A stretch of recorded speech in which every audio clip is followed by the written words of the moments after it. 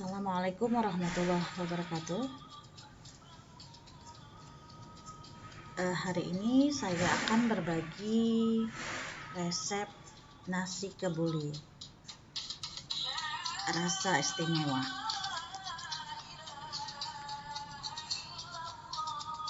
Nah, karena sekarang ini sedang kita merayakan Hari Raya Idul Adha, jadi pasti ibu-ibu dan adik-adik sekalian memiliki daging kurban. Mungkin belum tahu mau dibuat apa. Nah, ada baiknya mencoba resep ini. Pasti akan ketagihan dan ingin membuatnya kembali.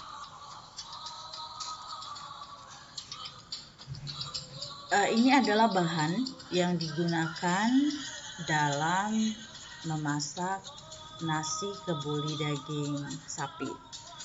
Nah, untuk yang pertama pastinya daging sapi yang kita gunakan, lebih baik kita memilih yang terdapat bagian iganya atau tulang rusuk sapi. Nah, kemudian ada bawang putih sebanyak 7 siung bawang putih. Kemudian terdapat bawang merah sebanyak 12 siung. Selanjutnya ada jahe 1 ulas dan kita menggunakan 2 buah tomat. Bumbu pelengkap yaitu bunga lawang kering, kemudian serai, selanjutnya cengkeh. Nah, selanjutnya adalah kapulaga. Nah, untuk menambah keharuman kita juga memakai kulit manis. Nah, kemudian ada jintan. Selanjutnya kita pakai ketumbar bubuk. Ya, saya pakai yang sudah halus. Nah, kemudian juga merica bubuk, saya pakai juga yang sudah halus. Selanjutnya untuk santannya, saya menggunakan santan kelapa yang saya pakai. Selanjutnya untuk bumbu kari, juga menggunakan bumbu kari yang sudah jadi, tinggal kita masukkan nantinya. Kemudian ada penyedap rasa untuk menguatkan rasa sapi.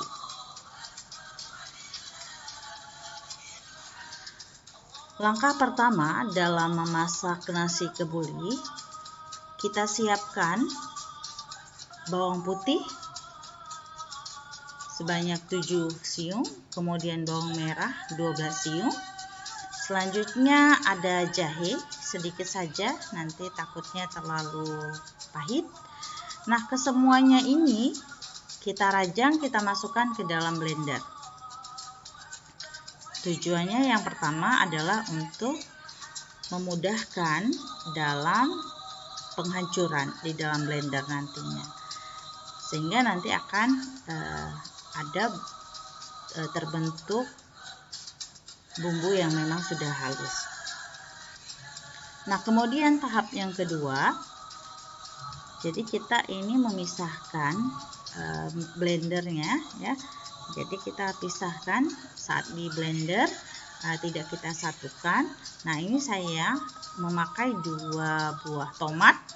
Kemudian tomat ini juga diiris ya, sedang agar mudah untuk dihancurkan.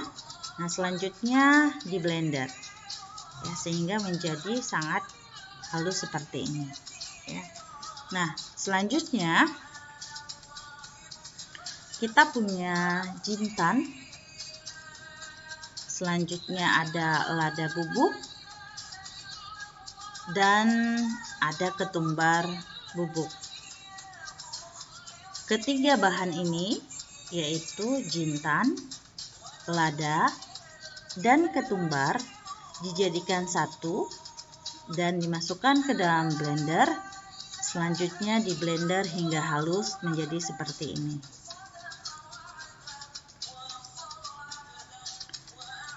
Nah, tahap memasaknya, yang pertama kita menyediakan wajan. Selanjutnya kita memang benar-benar memastikan wajan itu sudah tidak berair lagi. Selanjutnya tuangkan minyak. Ya, tidak perlu banyak, sekitar 5 sendok makan atau 7 sendok makan sudah cukup. Nah, kemudian kita masukkan ke dalam kuali atau belanga. Selanjutnya kita tunggu sampai benar-benar panas. Selanjutnya masukkan bumbu tumis, yaitu bawang merah, bawang putih, dan jahe. Nah, ini sudah saya masukkan. Nah, kemudian kita aduk hingga harum. Nah, ketika kita mengaduknya, apinya jangan terlalu besar, takutnya nanti akan hangus bagian pinggirnya. Nah, ketika kita sudah melihat warnanya sudah berubah dan harumnya sudah tercium, maka masukkan serai. Nah, kemudian kapulaga, bunga lawang, cengkeh, dan kayu manis. Masukkan ke dalam belanga tumisan bumbu tadi. Kita aduk secara merata. Nah, selanjutnya kita akan mencium bau yang lebih harum daripada yang tadi. Nah, selanjutnya masukkan tomat. Ya. Nah, masukkan bumbu kari. Nah, selain itu kita juga memasukkan bumbu lada, jintan, dan ketumbar yang sudah kita haluskan bersama dengan bumbu kari. Kemudian kita aduk secara merata. Biarkan bumbu-bumbu itu masak dan tercampur dengan sempurna. Setelah itu kita tambahkan air. Nah, air kita perkirakan sejumlah daging yang nantinya akan kita masukkan.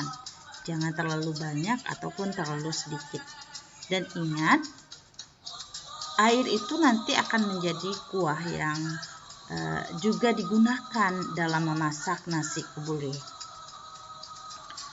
Nah, selanjutnya kita masukkan daging dan iga sapi pada kuah atau masakan yang telah kita buat tadi, sehingga memang benar-benar semua daging sudah masuk dengan baik dan berada pada kuahnya, ya. Nah, kemudian jangan lupa ditambahkan santan.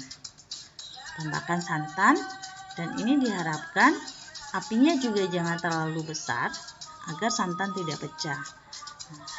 Terus diaduk hingga mendidih. Jadi jangan sampai ketika sudah memasukkan santan kita tinggal, ya. Nah, jadi nanti kuah ini akan menimbulkan bintik-bintik santan yang tidak bagus ketika kita hidangkan.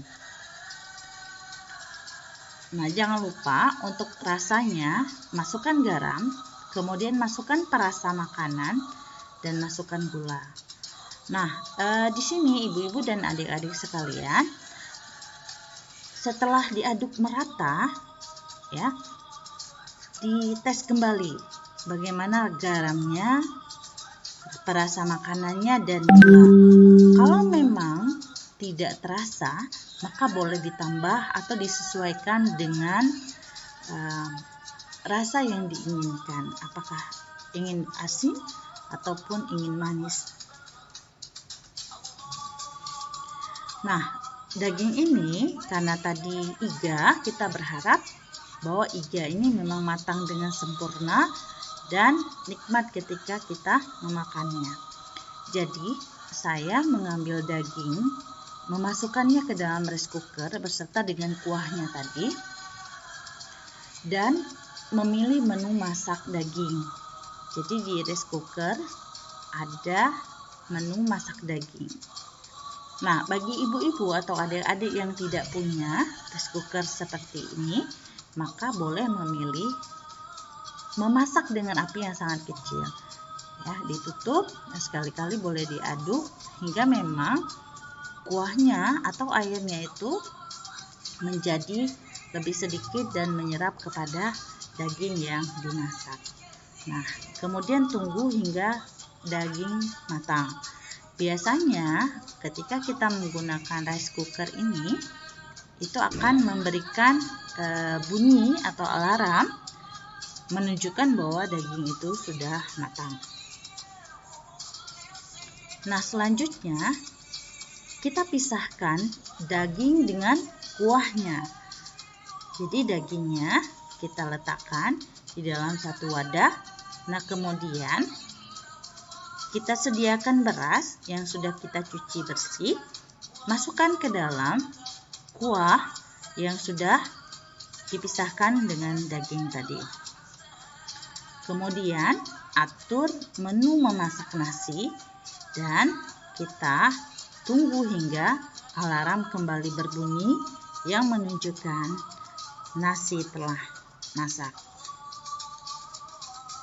Nah, bagi ibu-ibu yang